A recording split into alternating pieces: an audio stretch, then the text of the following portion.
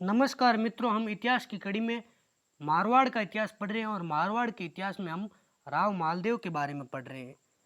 अब इस वीडियो को शुरू करने से पहले मैं आपको बता दूं, अगर आप चैनल पे नए हैं तो अपने चैनल को अपना प्यार जरूर बांटें। और चलिए शुरू करते हैं, राव मालदेव के बारे में जानते हैं। हमने क्या पढ़ा था कि राव मालदेव ने ग्रीष्मेल का युद्ध हुआ था और राव मालदेव और शेरशाह सूरी के मध्य शेरशाह सूरी के मध्य ये युद्ध हुआ था। राव मालदेव और शेरशाह सूरी के मध्य। और ये युद्ध कब होता है? तो 1544 को ये युद्ध होता है।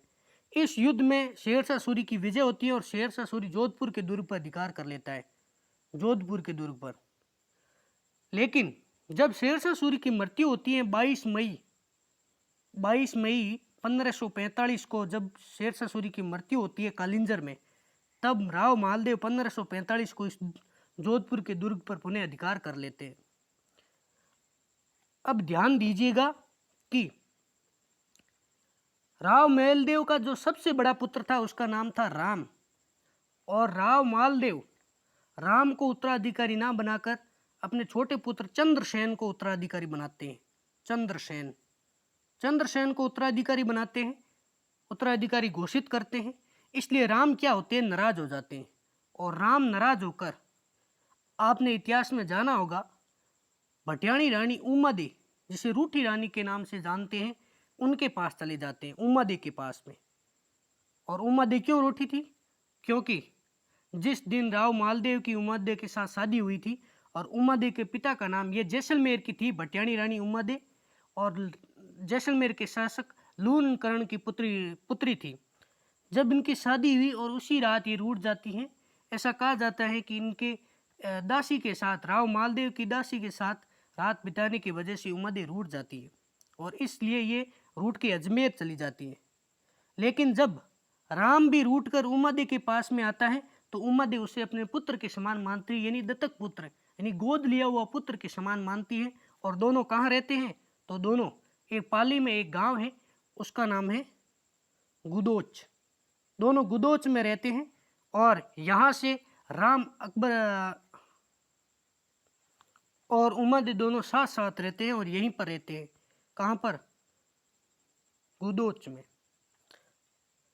अब सुनिएगा कि चंद्रसेन को उत्तराधिकारी क्यों बनाते हैं मालदेव? तो मालदेव अपना उत्तराधिकारी चंद्रसेन को इसलिए बनाते हैं क्योंकि राव मालदेव अपनी झाली रानी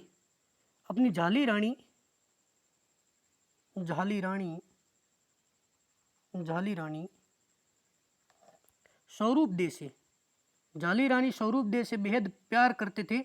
इसलिए झाली रानी स्वरूप दे के कहने पर ये चंद्रसेन को अपना उत्तराधिकारी घोषित करते हैं। लेकिन बड़ा पुत्र राम था और ये चंद्रसेन छोटे पुत्र थे। लेकिन राव मालदेव अपने छोटे पुत्र को उत्तराधिकारी घोषित करते हैं, इसलिए राम इनसे रूठ के यहाँ से चले जाते हैं। अब सुनिएगा कि राव मालदेव नग्गा और बीदा के नेतृत्व में सेना भेजते हैं और पोखरण और फलोदी को अपने अधिकार में कर लेते हैं। लेकिन पठान मलिक खां क्या करता है? जालोर पर अधिकार कर लेता है। पठान मलिक खां जालोर पर अधिकार कर लेता है। यहां से मालदेव ने कई युद्ध हारे थे। राव मालदेव जैमल मेड़तिया यानी मेड़ता पर आक्रमण करते हैं और जैमल मेड़तिया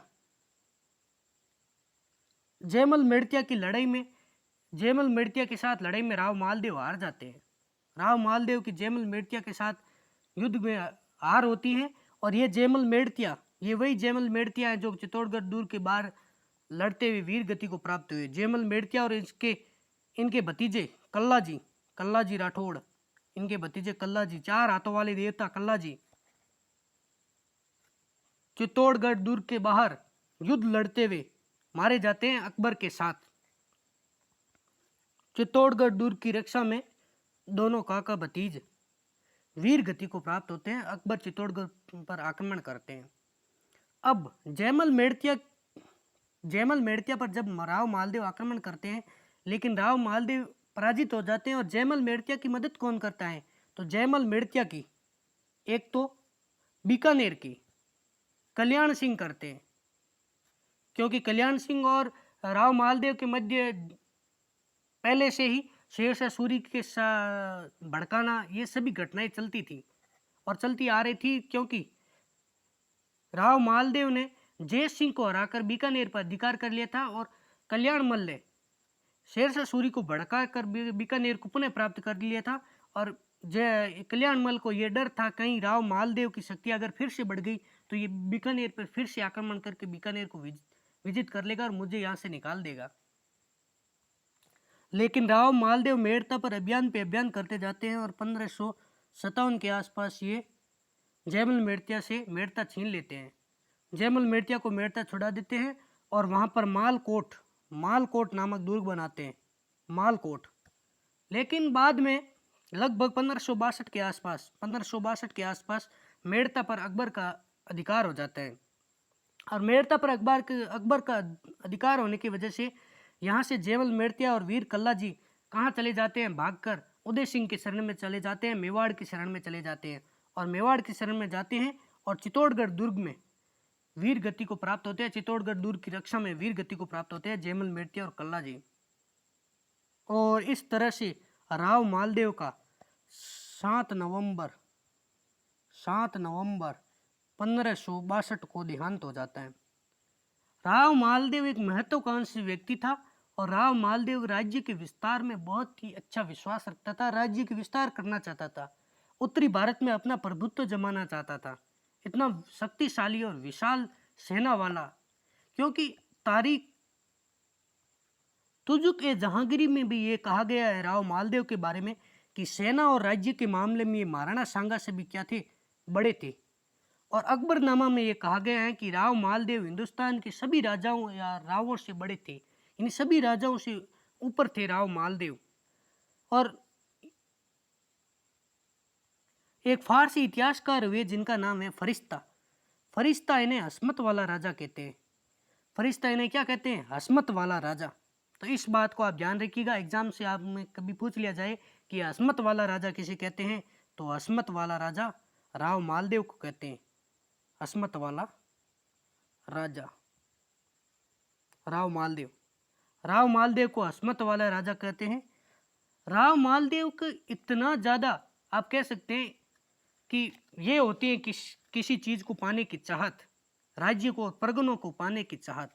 राव मालदेव जब शासक बने थे तो राव मालदेव के पास कुछ नहीं था, एक तो जोधपुर की रियासत थी, माफ़ कीजिएगा जोधपुर, एक तो जोधपुर का परगना और 2 सोजत के परगने थे, 2 सोजत के। लेकिन राव मालदेव ने, जब राव मालदेव की मृत्यु हुई उसमें राव मालदेव के पास कितने परगने थे, तो कुल 58 परगने थे। राव मालदेव ने 52 युद्धों पर विजय प्राप्त की थी। तो आप सोच सकते हैं ये कितने बड़े योद्धा थे, कितने बड़े एक आप कह सकते हैं रणनीतिकार या एक युद्ध लड़ने वाले कितने अच्छे सैनिक थे। ऐसा भी कहा जाता है कि राव मालदेव की प्रारंभ में हुमायूं और शेरशाह सूरी ने युद्धों में, जब राव मालदेव प्रारंभ के युद्ध किया करते थे तो उस समय हुमायूं और शेरशाह सूरी राव मालदेव की मदद करते हैं, हुमायूं और शेरशाह सूरी। अब आप इस बात से ही देख सकते हैं कि ये कितने प्रभुत्वशाली और शक्तिशाली व्यक्ति थे, कितने प्रभुत्वशाली और शक्तिशाली शासक थे। अब राव मालदेव के बारे में देखते हैं, राव मालदेव ने बनाया क्या क्या था। युद्ध के बारे में हमने पढ़ लिया, लेकिन राव मालदेव ने अपने राज्य में, अपनी रियासत में क्या क्या निर्माण कार्य करवाए थे।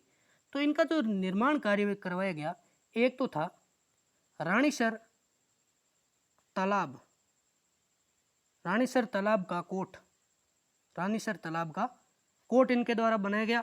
एक पोकरण का किला बनाया गया, पोकरण का किला, पोकरण का किला इनके द्वारा बनाया गया।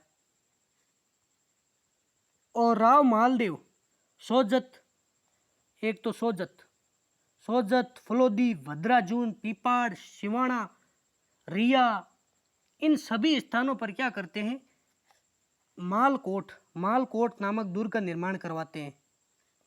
ये एग्जाम के पॉइंट ऑफ व्यू से इतना आप नहीं कह सकते इतना परफेक्ट आएगा, ये कोई गारंटी नहीं आएगा, इसमें बहुत ही कम आता है, ये कभी नहीं पूछा जाता है, फिर भी हम देख लेते हैं। और मालदेव की प्रिय रानी ने, जिसका नाम जाली रानी स्वरूप देवी था, स्वरूप देवी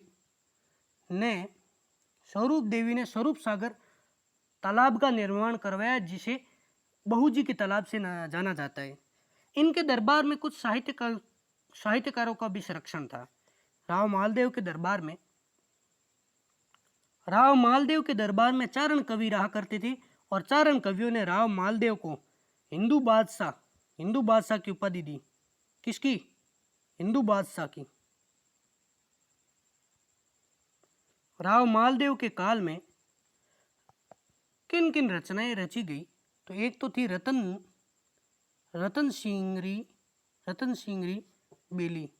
सिंगरी बेली, ईसरदास के